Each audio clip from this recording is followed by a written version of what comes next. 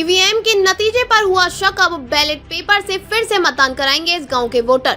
EVM पर उठे सवाल, महाराष्ट्र के सोलापुर जिले के गांव में बैलेट पेपर से पुनः मतदान की तैयारी।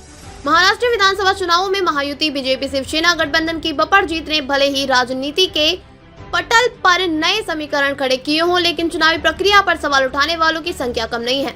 खासतौर पर सोलापुर जिले के मरकरवाड़ी गांव के मतदाताओं ने ईवीएम की कार्यप्रणाली पर गंभीर संदेह जताते हुए मतपत्रों के जरिए पुनः मतदान का फैसला किया है। यह फैसला चुनावी प्रक्रिया और पारदर्शिता पर चर्चा को फिर से हवा दे रहा है। क्या है मामला?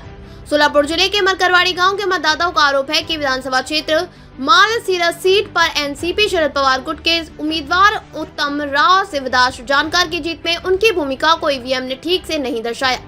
गांव वालों का दावा है कि उनके बूथ पर जानकार को 80% से ज्यादा वोट मिले थे, लेकिन ईवीएम के मुताबिक जानकार को केवल 1003 वोट दिखाए गए।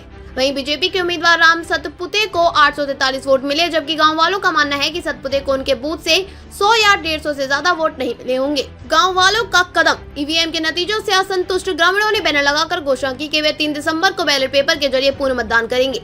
हालांकि यह प्रक्रिया औपचारिक रूप से मान्य नहीं होगी, क्योंकि प्रशासन ने इसे गैर कानूनी करार दिया है। बावजूद इसके ग्रामीणों का कहना है कि यह कदम उनकी आवाज को बुलंद करने और पारदर्शिता की मांग को उजागर करने के लिए उठाया गया है। प्रशासन की प्रतिक्रिया, मामला जिला प्रशासन के संज्ञान में आया और गांव के प्रतिनिधि मंडल ने इस मुद्दे पर एसडीएम से मुलाकात की। ग्रामीणों ने पुनः मतदान की औपचारिकता की मांग की है, लेकिन प्रशासन ने इसे खारिज कर दिया है। इसके बाद इलाके में किसी प्रकार की अप्रिय स्थिति को टालने के लिए भारतीय नागरिक सुरक्षा संहिता की धारा 163 के तहत 2 से 5 दिसंबर तक निषेधाज्ञा लागू कर दी गई है।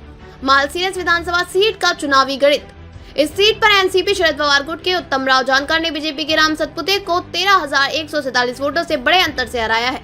पूर्व राज्य में महायुति ने शानदार प्रदर्शन करते हुए कुल 288 में से 233 सीटें जीती। बीजेपी 132 सीटों पर, शिवसेना 57 और अजीत पवार गुट के एनसीपी 41 सीटों पर विजयी रही। ईवीएम पर सवाल और देशव्यापी बहस, ईवीएम पर सवाल कोई नई बात नहीं है। चुनावों के बाद हारने वाले दल अक्सर इस बात का मुद्दा बनाते रहे हैं। मरकरवाड़ी गांव का यह फैसला केवल एक विरोध नहीं, बल्कि एक ऐसे समुदाय की आवाज है जो यह सुनिश्चित करना चाहता है कि उनके मतों की सही गिनती हो। यह मुद्दा देश भर में चुनावी पारदर्शिता और जनमत की विश्वसनीयता पर नई बहस छेड़ सकता है। क्या कहता है कानून? भारत के चुनाव आयोग के अनुसार ईवीएम से जुड़ी किसी भी जांच के लिए कानूनी प्रक्रिया है। गांव वालों द्वारा अपने स्तर पर पुनः मतदान कराना ना तो मान्य होगा और न ही इसके परिणामों को चुनाव आयोग की ओर से स्वीकार किया जाएगा। हालांकि यह घटना जनता की चुनावी प्रक्रिया में विश्वास की कमी को उजागर करती है। मरकरवाड़ी गांव की इस घटना ने एक बार फिर से लोकतंत्र में जनता की भूमिका और चुनावी प्रक्रिया की पारदर्शिता पर ध्यान केंद्रित किया है। अब देखना होगा कि प्रशासन और चुनाव आयोग और इस मामले में क्या रुख अपनाते हैं और क्या यह घटना देश के चुनावी सिस्टम में बदलाव के लिए प्रेरणा बनती है।